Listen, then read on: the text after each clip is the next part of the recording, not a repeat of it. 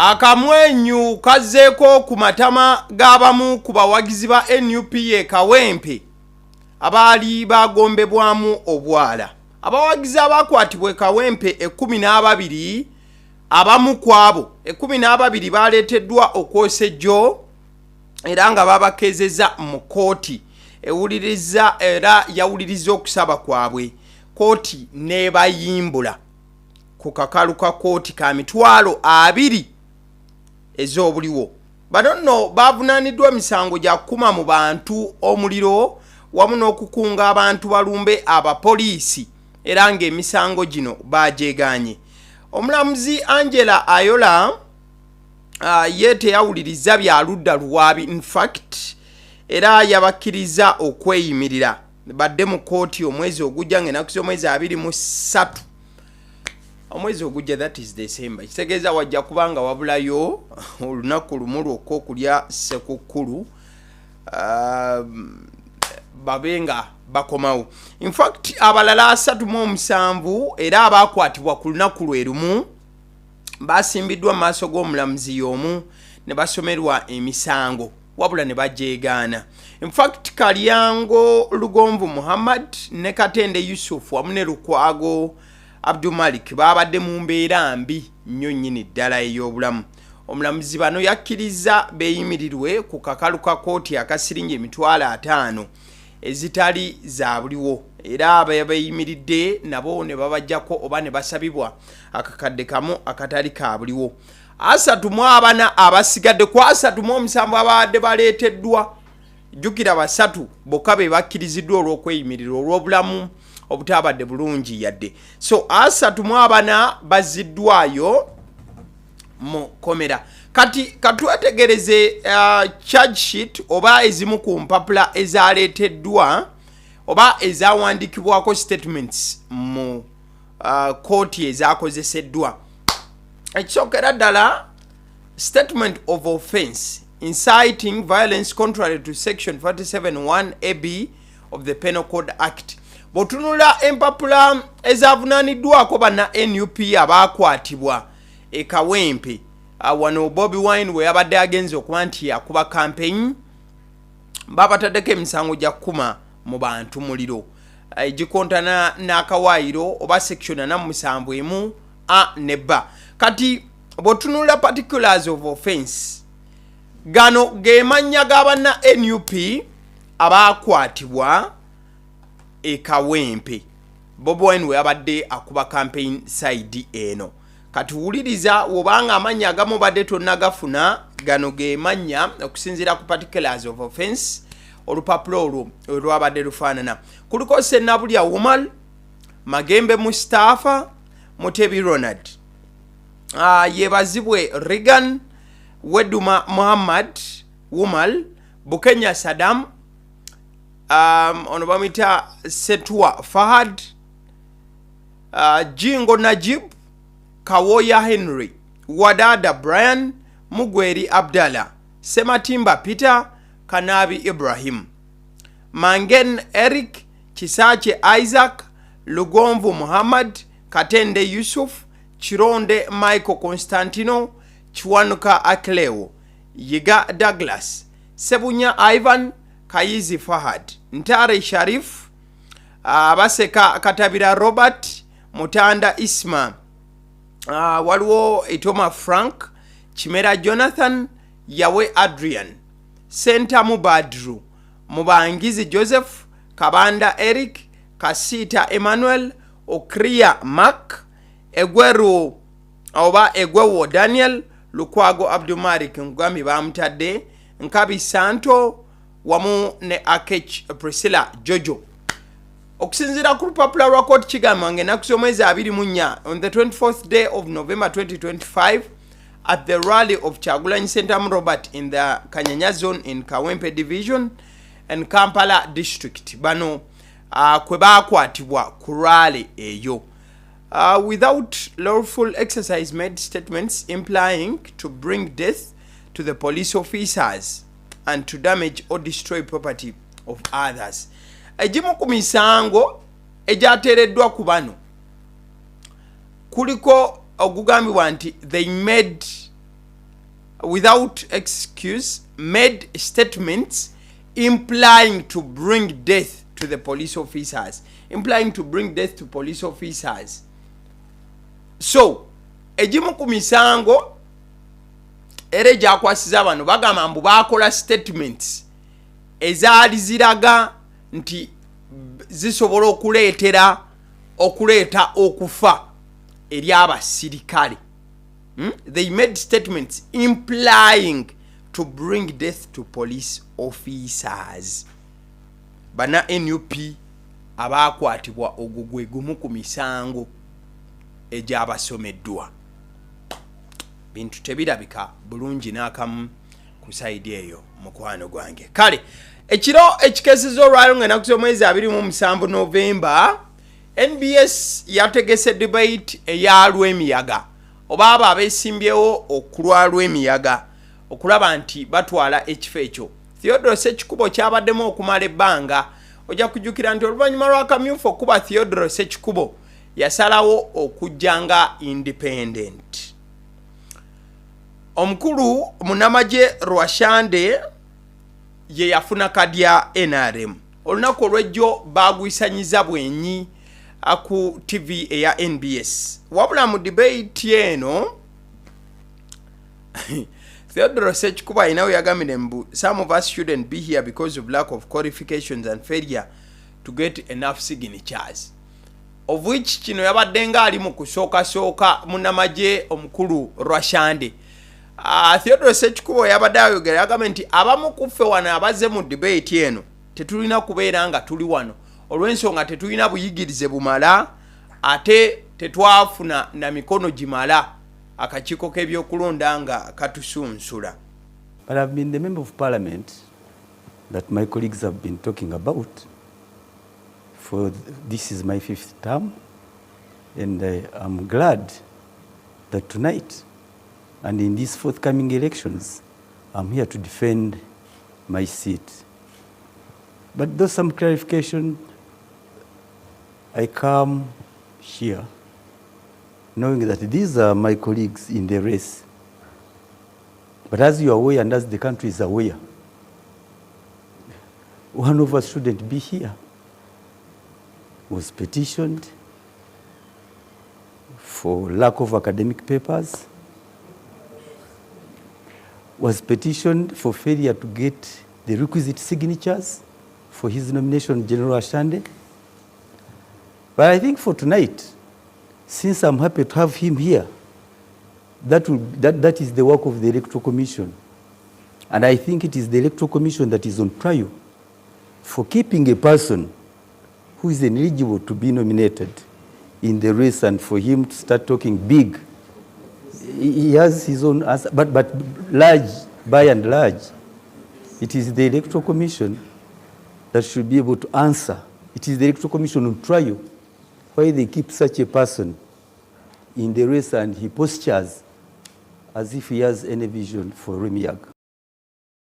Jambo bya Theodore Sekikubo bwe yabadde ayogera yagambye nti aliwo ku lw'ekisanja ekyokutaano oba yes ekisanja ekyokutaano nagamba nti era yazze kubanga adifending entebe ye ey'obwa MP gy'aluddemu emyaka n'emyaka.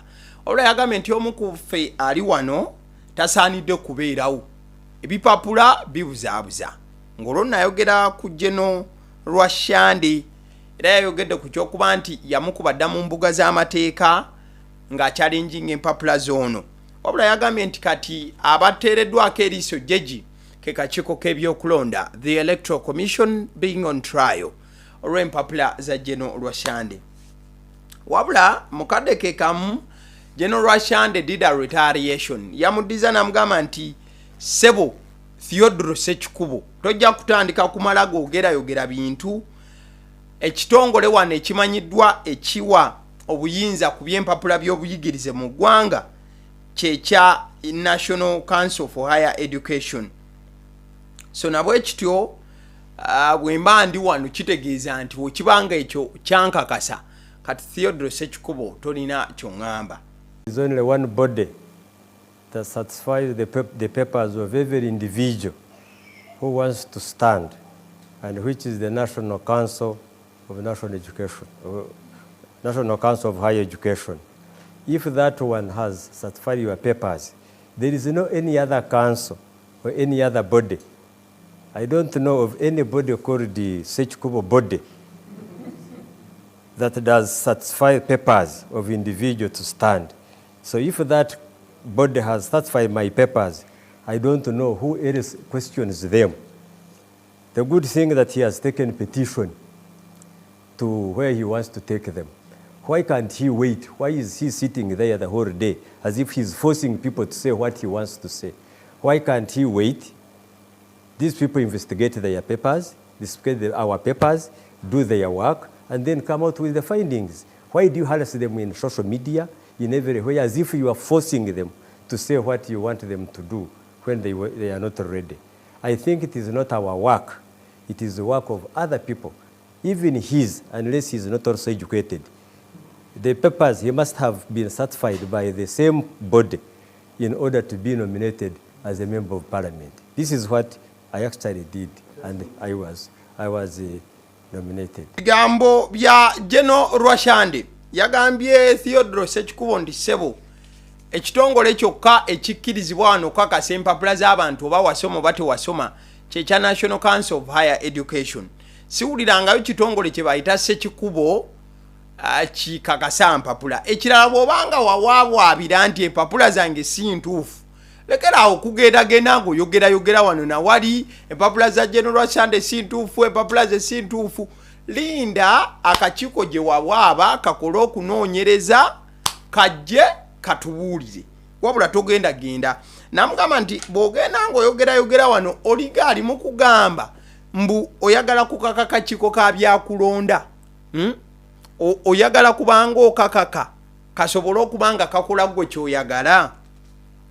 Bigambo bya General Rwashande wakati we babadde babbinkana ne Theodore Sekikubo ekiro ekikeeseza olunaku lwaleero. If you want to have the whole debate as it happened, osobola okubanga onoonyako emikutu gya NBS kubbinkana kwabadde kw'amaanyi nnyo. Ababiri bano baavuddewo ku nsonga nnyingi nnyo nnyini ddala. Kale awo nga tuvuddewo eyaliko Minister wa Foreign Affairs omukulu Honorable Sam Kuteesa yalidde obuuka. Yagambye nti omulundi guno tagenda kubaako wa NRM n'omugwanoonyeza kalulu. Temumuleetako sagaliko okujjako ndoza President Museveni ye yekka gwe yalekeddemu. Badde mpulira wano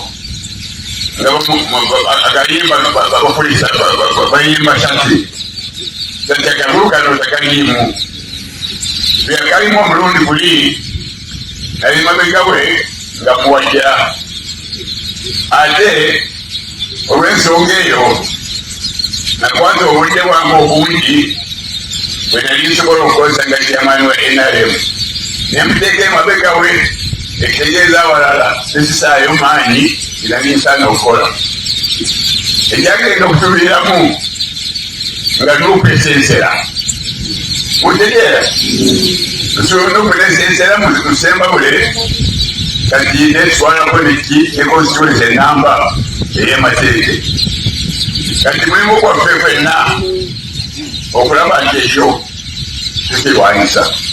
Kakati kitali mu kalulu sina mulala yenna bwe ngenda kukolera kampiini okujjako Museveni n'ogoba Nuupu. Mutegeera nakiba kusuubiza luli, nakibasuubiza ng'akwaningova n'olwekyo abalinamu okweraliikirira nti bagira ono bagira oli mubibeeko bw'oba toli Museveni manya kisiwagira.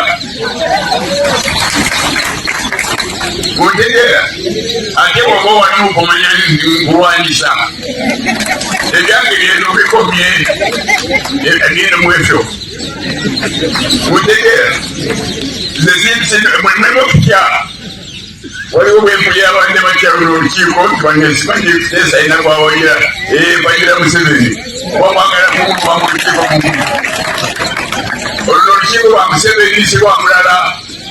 Mutegeera n'olwekyo abadde alinamu akakuukuna munda kamuggwemu ategeera nti ekikolagane zigende mu maaso. Sirina kirala kye neetaaga. Siyakali ngati nimpagira mwana wange kati mwana wange tali mkatinge kwa sana. Koko. Mwira mdakorana ndakukole mwana newe. Kongoka kabisa ndio mwisho tukwata ni set correction. Atano mwanza kupangane. Sebo tata kwebaza. Okutukulembera. Okuteka bokwagala eggwanga lino. Njagala kukakasa gwe n'abalala abatusookayo. Byonno bigambo eby'omukulu Honorable Sam Kuteesa annyonnyola agamba nti esaidi z'Essembabule n'ebitundu byonna ebiriraanyewo tagenda kuwagira wa NRM n'omu, talina gwagenda kubanga ayimirira naye yagalagaana. Omuntu yekka gwagenda okuba nti asobola okuyimirira naye ye President Museveni. Bw'obanga toli President Museveni byerabire mwesonyiwe muveeko. Wabula n'akakasa nti agenda kulwanyisa NUP ne Sekulwanyisa yenna. Ekyo kyo akibasuubiza ne Sekusuubiza yenna. Agamba nti NUP alina ogirwanyisa olw'ensonga gye buvuddeko NUP ejja etya okutuuka ku ssa ery'okubafunako constituency namba. Kale olunaku olw'eggulo bannabyabufuzi ab'enjawulo abataka bano okuba nti no bafuna entebe y'eggwanga nyaffe Uganda nabalabyeko nga batalaaga. Gwosobola okuba nti olengera awo ye mukulu akwatidde FDC bendera oba agikwatidde omumuli oba ekisumulizo. In fact FDC akabonero kayo kisumulizo. Omukulu Honorable abera tanafuka honorable in that line, but musajja once a honorable always a honorable yakiikako mu parliament akaseera akawerera ddala. Omukulu Nandala Mafaabi yabadde Luweero ateera wamu ne Nakaseke. One people one Uganda yabadde yeeyo ng'asensera ebitundu by'esayidi eyo. Honorable Munyagwa namulabyeko Gomba gye yasiibye alina obubaka bw'oyinza okuwuliriza n'ogamba nti maybe there is a point oba tewali point. Gwawuliriza era omuwagizi w'enkyukakyuka in that line gwosobola okuba nti oŋŋamba. Njagala mbategeeze mbawe ekibalo kiri bwe kiti.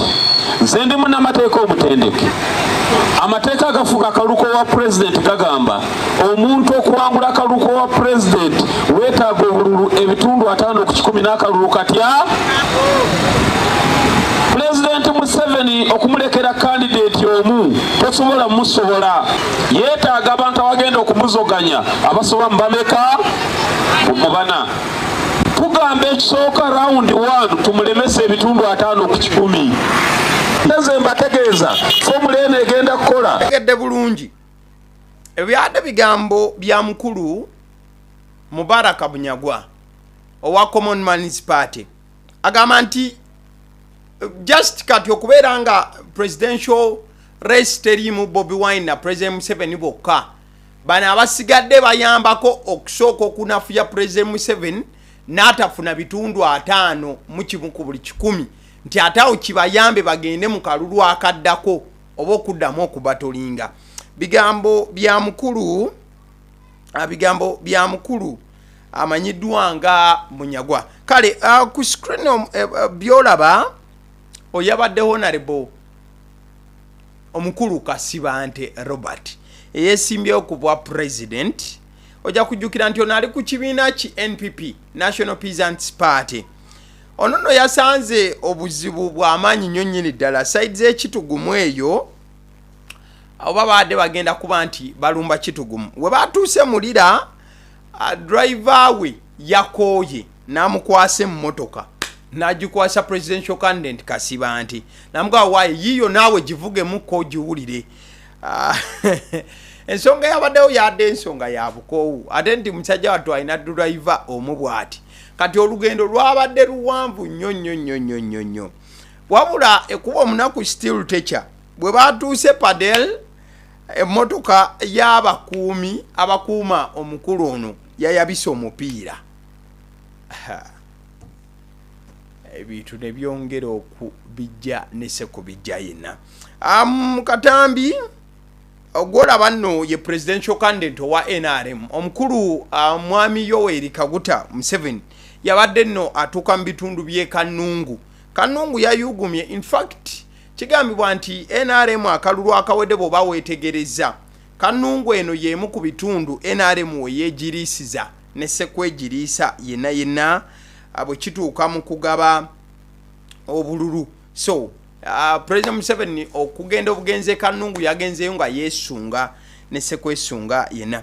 Mukadeke kamu omukulu Robert Kyagulanyi Ssentamu ku lwa the National Unity Platform Bobi Wine yabadde Buyikwe. Abantu be Buyikwe yabalese nga basaba anko osobola okulengera namungi w'omuntu eyazze ku rally oba ezimu ku rally ezadde zitegekeddwa e Buyikwe awo. Ekintu kyabadde kirala nnyo newankubadde nga tiyagasi yasoose kuvugira ddala. Tiyagasi yavuze at the same time n'abamawulire abo abatera okubanga batambula naye His Excellency Bobi Wine bafunye obudde obwabadde obuzibu ennyo nyini ddala. Kale katumalize ne sports olunaku olwaleero. Sports ekifaananyi kyolaba kya mwana mulenzi omuzannyi wa Real Madrid amanyiddwa nga Kylian Mbappe. Olunaku olw'ejjo oba ekiro ekikesezza olunaku olwaleero mwana mulenzi Kylian Mbappe amenye record oba yeegasse ku bitabo bya record ez'enjawulo ezimenyebwa. Kylian Mbappe yateebye hat-trick. In fact yabadde hat-trick yokka but katutunuulire hat-trick. Mwana mulenzi Kylian Mbappe yakubye hat-trick mu dakiika 6 ne seconds 42 zokka. Kylian Mbappe yateebye hat-trick oba goals 3 mu mupiira gwe baadde bazanya ogwa Champions League mu dakiika 6 ne seconds 42. Omupiira gwano Real Madrid yabadde ekyalidde tiimu eno eya Olympiacos. Full time gwawedde 3. Real Madrid goals 4, Olympiacos goals 3. Wabula goals zino zonna 4 zateebeddwa Kylian Mbappe ku side ya Real Madrid. Njokujjukiza nti hat-trick eno ebalibwa nti yateebeddwa mu dakiika 6 ne seconds 42. Kylian Mbappe ateeba goal ye eyasoose mu dakiika ya 22. N'ateeba goal eyazeeko mu dakiika ya 24. N'ateeba goal eyazeeko mu dakiika ya 29. Eyo ye hat-trick. Goal eyokuna yaze mu dakiika ya 6. Kati kitegeeza ki nti mwana mulenzi Kylian Mbappe yeegase ku listi y'abazannyi abazze bakola kino. Kylian Mbappe kitegeeza mu record yagenze n'afuka omuzannyi ow'okubiri ku listi y'abazannyi abakyasinze okuteba hat-trick mu ddakiika entono ennyo. Kati Kylian Mbappe ali mu kyakubiri. Ekisooka kiri mwana mulenzi amanyiddwa nga Mohamed Salah. Mohamed Salah October nga 12, Liverpool yali ezanya timu ya Rangers mu Champions League. Bino twogera ku Champions League mukwano. Liverpool yali ezanya banafe abo aba Rangers. Era ngo mpira ogwo gwaggwa 7-1. Mohamed Salah yateeba hat-trick mu dakiika 6 ne seconds 12. Goal esooka agiteeba mu dakiika ya 75, eyokusatu n'agiteeba mu dakiika ya 61. Kylian Mbappe nkunyonnyodde ye yakubye Olympiacos goals 4, hat-trick yazze mu dakiika 6 ne seconds 42. Goal yasoose yabadde ya dakiika 22, eyasembyeyo nebeera mu dakiika 29 ngamba okubala hat-trick. Then mu kifo ekyokusatu muliko mwana mulenzi amanyiddwa nga Bafemi Gomis. Dynamo Zagreb yali ezanya Lyon. Mwana mulenzi ono wa Lyon yakuba goals oba yakuba hat-trick mu dakiika 8 ne seconds 45. Goal esooka agiteeba mu dakiika ya 45. Goal esembayo kweza hat-trick yagiteeba mu dakiika ya 52. Mu kifo ekyokuna mulimu mwana mulenzi amanyiddwa nga oli Bafemi Gomis yagikuba mu December wa 2011. Then mwana mulenzi omulala Mike Newell yateeba goals naye 3 oba hat-trick mu dakiika 9 ne seconds 17. Ono yali ku timu y'abanafu aba Blackburn baali bazanya Rosenborg. Omupiira ogwo gwaliwo December wa 1995. Goal esooka agiteeba mu dakiika ya 31. Omupiira ne gutambula paka mu dakiika 4 okufuna goal endala eyali ekona hat-trick. Then mwana mulezi Robert Lewandowski omujjukira bulungi ku tiimu ya Bayern Munich kati sawa zino azanyira Barcelona as of 27th November 2025. Mwana mulenzi ono mu match wa 2022 yakuba hat-trick. Bayern Munich yali ezanya RB Salzburg. Mwana mulenzi ono yakuba hat-trick mu dakika 10 ne seconds 22. Goal ye esooka ejja mu dakika ya 12 nakuba goal eya hat-trick mu dakika ya 23 mupiira ogwa Champions League Bayern Munich ngezanya RB Salzburg. Ekyanjawulo still ku mwana mulenzi ono amanyiddwa nga Kylian Mbappe. Mu Germany balina erinnya lye bayita hat-trick eyo simanya Rafael tinyazibuzibu siri mu Germany. Balina erinnya lye bawa hat-trick singa omuzannyi akuba hat-trick ye nga tewali ateebye wakati awo. Tugeze n'okuba eddakiika esooka ey'okubiri ey'okusatu nga temulimu ateebyemu goal wakati omwo. Hat-trick ye yeyina erinnya lye bagiyita. So Kylian Mbappe yamaliriza okubanga akola ebyafaayo mu Champions League n'emipiira emirala mingi egyazannyidwa. Abaseddiyo omusonsozi erinnya eryange agaliwo gwe mukutu kwoli. Likinga video eno mubeere bulungi mugira mbaayo. Thank you so much. Mwebale nnyo.